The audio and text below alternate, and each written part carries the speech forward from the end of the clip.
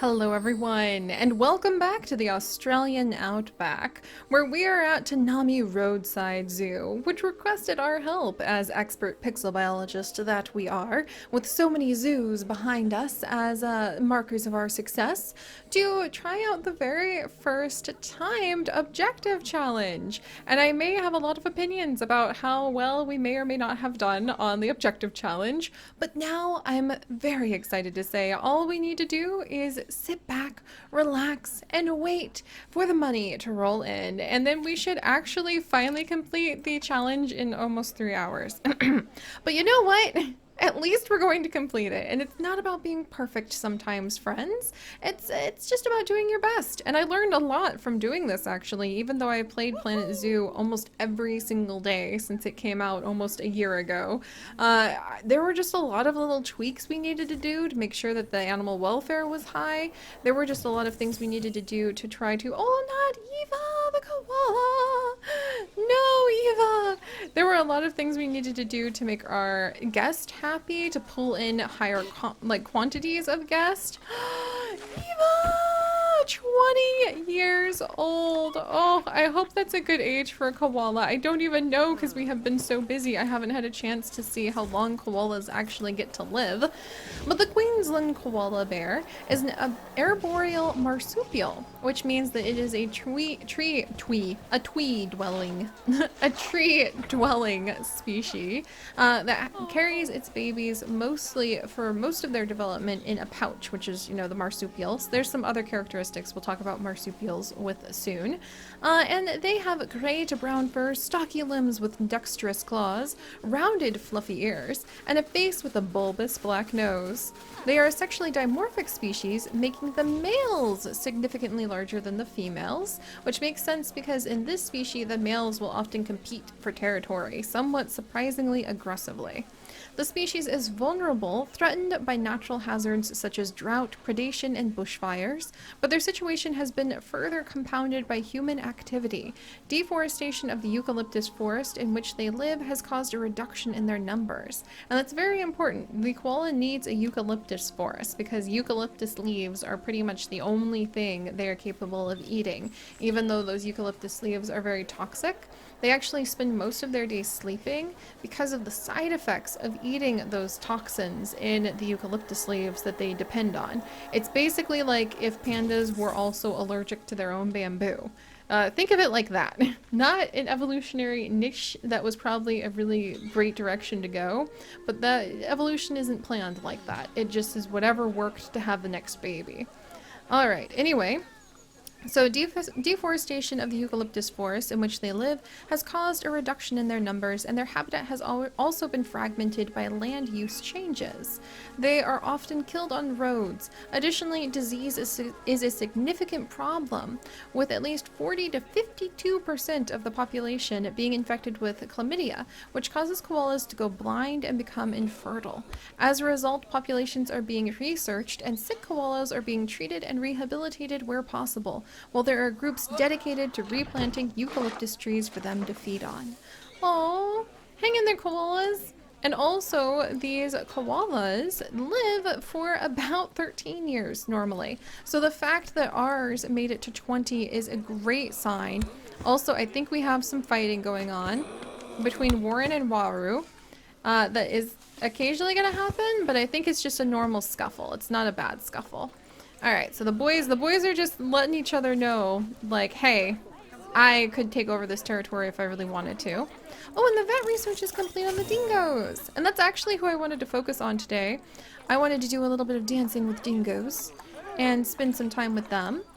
We need a workshop and a security guard, and now we literally are just sitting back, I think, and waiting for the income to go up. So we have time to hang out with the dingoes and try to make their area as wonderful as possible. Also, you might notice our two dingoes have different color variants, which goes with the genetics that I have not really had any time to go into. But with Matilda here, who is quite the lovely dingo. Oh, she's a little too hot. Can we bring her? Let's bring in a spot for her to cool down too. And also, since the guests are probably like, oh my gosh, I'm dying of the heat, we'll put in We'll put in a few spots to just kind of like cool things off a little. The guest will also get a chance to cool off. Also, no interbreeding, please. There we go. We'll go ahead and dart that female before it's too late. So even if they want to try this nonsense, nothing's going to happen. That's just the way of it, you guys. You're just gonna have to deal with it.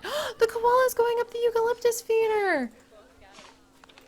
For its eucalyptus branches! And yes, the eucalyptus tree is so important to those koalas. Oh my gosh, I love this!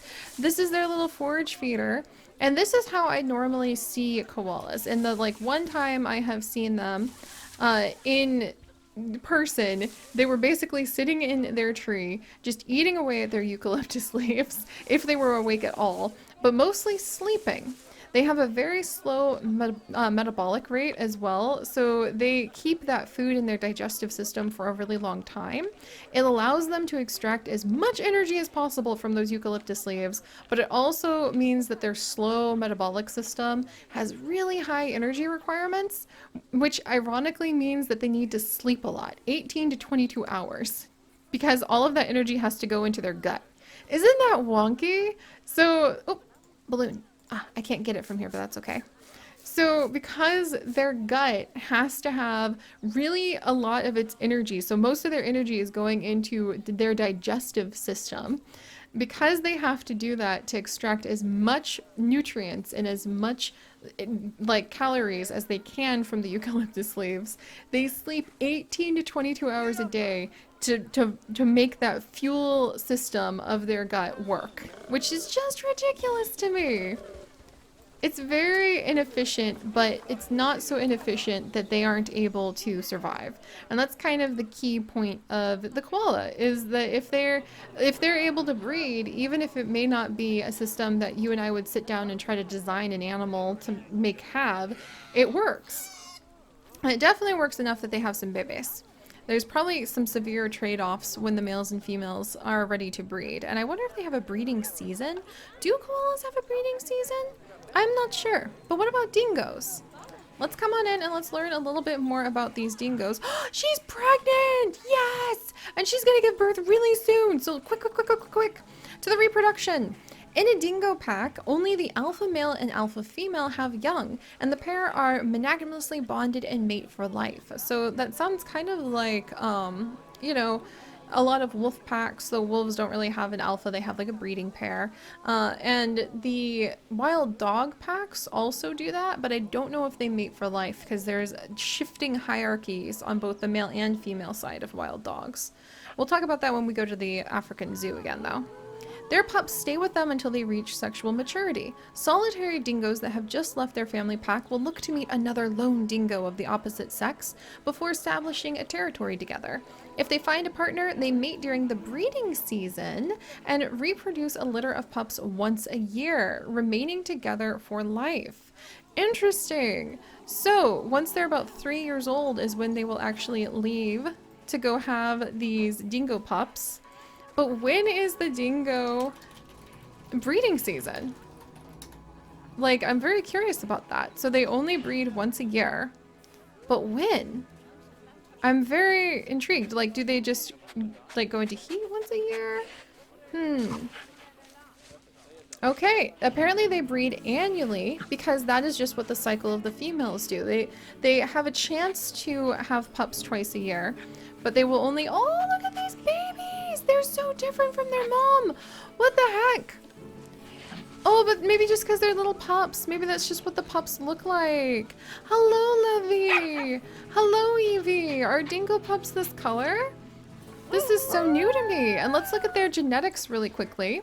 So we do have some interesting genetics going on now. Matilda, their mother, actually has yellow-orange sandy fur. And meanwhile, their father over here, Max, he has white-orange sandy fur. So we have yellow-orange and white-orange sandy fur on these babies. And then yellow-orange sandy fur on Evie.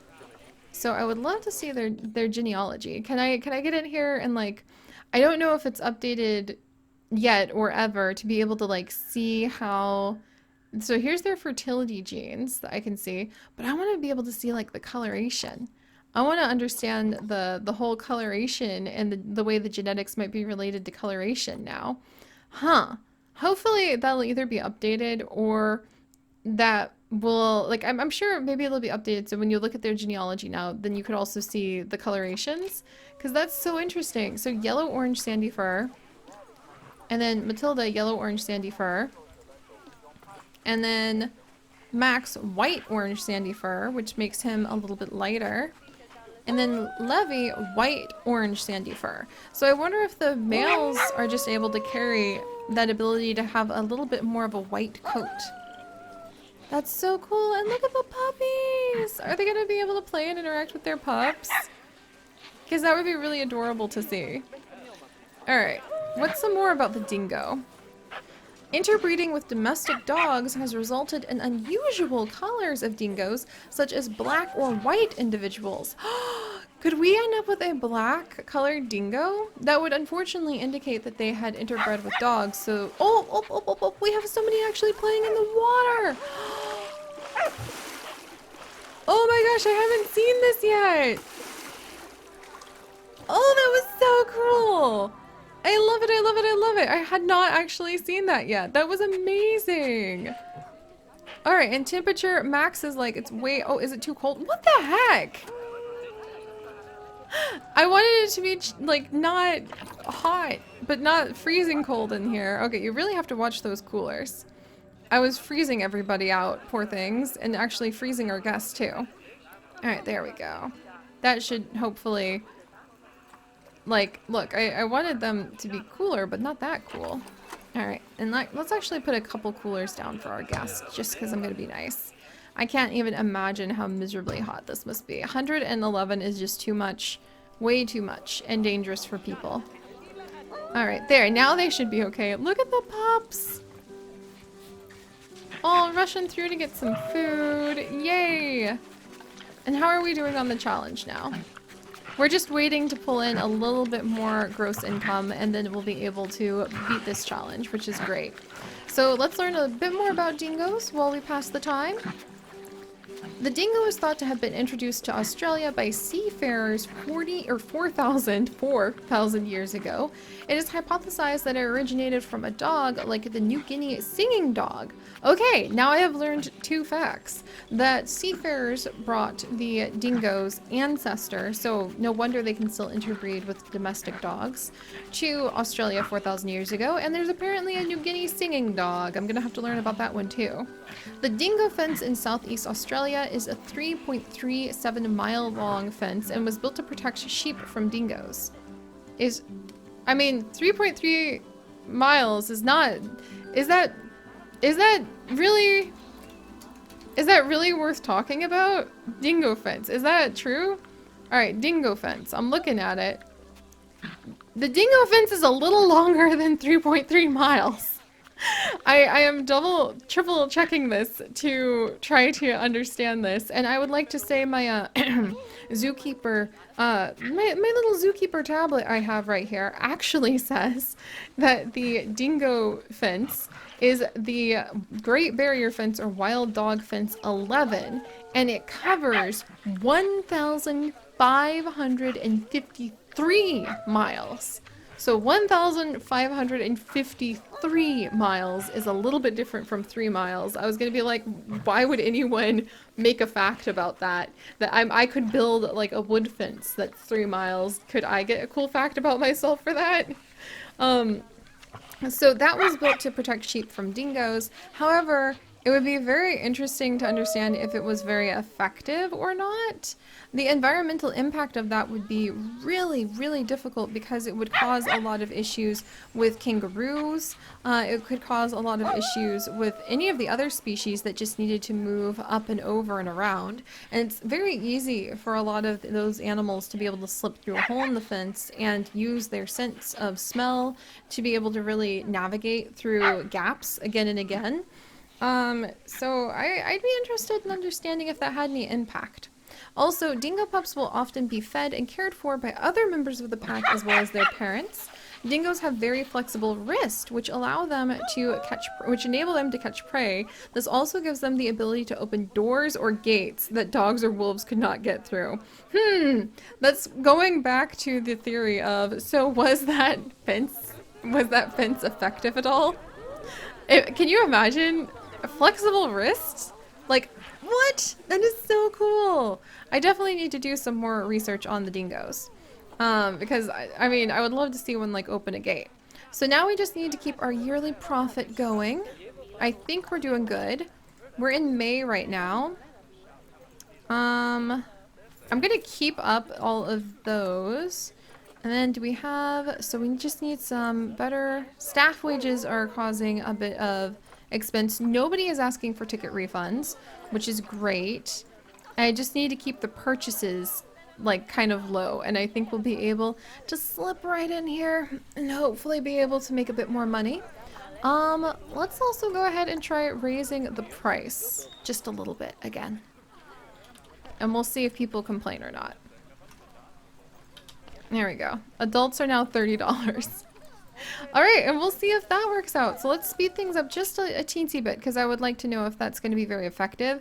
Now that we have spent some time with the dingoes, we have spent a little bit of time with the cassowaries. I love having the trees that they can roam past.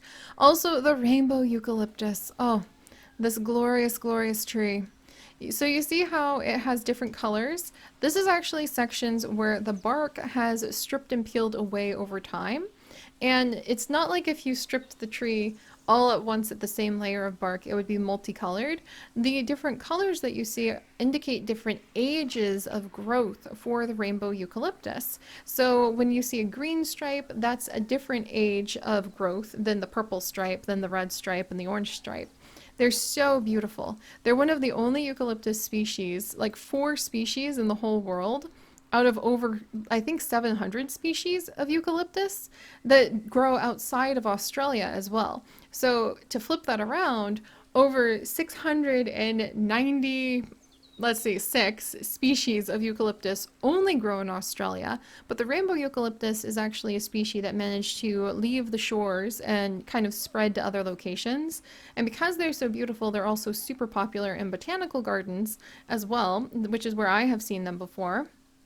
And ironically, the #1 reason that people would grow rainbow eucalyptus is because they make great paper pulp. They actually make great white paper pulp. And you will end up having a whole bunch of pieces of paper made out of the rainbow eucalyptus. So even though it's so colorful, it is grown as kind of like a crop to become a bunch of white paper, which I think is kind of ironic. Alright, how are we doing on these challenges now? Total profit is slowly but surely going up. Let's see. Let's go ahead and we're going to not renew the commercials and everything when they run out, and we'll see if that's going to like save our bacon, quite literally. Alright, habitat repair, staff wages. Do we have any excess staff? I don't really think we do. Everybody has kind of worked to the maximum at the moment. I don't want to spend too much extra. Okay, yeah, I think we're just gonna have to tuck in. And you know what, guys? If we don't manage to hit it at the end of this year, I think I'm ready. And the Toonami Zoo is just going to be an indicator that I have a lot more to learn. But I think I'm ready, because now I want to get ready to work our own Australian zoo and to build something beautiful. Also, I do want to take a minute to admire how gorgeous. Look at the cute little wheelbarrow. Oh, and there's just like a bike over here. Look at this. Look at this. Oh, look at the dingo statue. And the little tires and cactus and gecko. Oh, how's our blue tongue doing, by the way? Oh, wow. Look at this information board built with a beautiful Australian continent piece and all of this gorgeous greenery. Some of these extra bits and pieces. Oh, look at this. I love the rusted look of this wiring. There's even flats now. I'm telling you guys, we're going to be able to build kind of like eco lifestyle, eco living in Planet Zoo thanks to the Australian DLC. Look at how lovely all of the painted markers are. I love just the design, the art of these kangaroos. I love these big old spots too. Like, they just make it look so fun. And we did it! Alright, guys. We have managed to finally complete the challenge. I got at least 1 star. I'm gonna take it. It took almost 3 hours because I don't really like to speed up, and I will note that, like, I don't really like the challenges where you're supposed to go super duper fast because I always feel like you're not there for the animals then. And one of the biggest reasons I love Planet Zoo is because I do believe we should be there for the animals, for their lifespan, to be able to watch them have children, to be able to watch them like have a great life, a lot of enrichment, eventually educate tons and tons of people. They might pass away from old age, you might release them into the wilds. But we did it! So we completed the challenge in about 3 hours. One day in the future, I would love to take this on again and hopefully manage to hopefully managed to complete it a little sooner than that, but I'm really proud about the lessons we've learned. And I really, because we've spent so much time here, have gotten a chance to see just like all the decorations. I love it. Oh, a little balloon. I got it. All the decorations, all of those little additions. This is one of my favorite out of all of the designs for the DLC for Planet Zoo that I have seen so far. I thought the South American one would be it because of all of the lovely bamboo, but this is actually one of my favorite because it just gives you so much creative freedom to really just go hog wild. Like, look at this. Look at these. I love it. You can physically make your own shipping containers now. I didn't know I wanted that. I didn't know that was an aesthetic that I actually think is pretty underlying theme that it kind of hints at of reduce, reuse, recycle, and kind of work to try to repair the world and make it something special. Also, I missed an Australian palm fan. It's beautiful. And I love the addition of the new plants. Australia is a completely, let's repair that. Australia is a continent with completely amazing animals, fascinating, absolutely fascinating fossil records, and very, very unique plants because it has been so separated from everything else for so long. Evolution has really had a chance to play out some amazing changes on its shores, and I'm very excited to start our own Australian expedition so that we can settle in and we can get ready to carry on our adventures of admiring the kangaroos, koalas, dingoes, cassowaries, blue-tongued lizards, and also discovering more about the natural world that we all share. So you guys, Australian Expedition Research Center coming up next. I'm very excited to share those with you, so do please consider subscribing if you want to join along the adventures. Leave a like for at least the fact we stuck to it. I'm proud, even if I'm a little humbled. We stuck to it. Leave a like for completing the zoo, and I will see you guys next time. Stay curious, everyone. Bye-bye.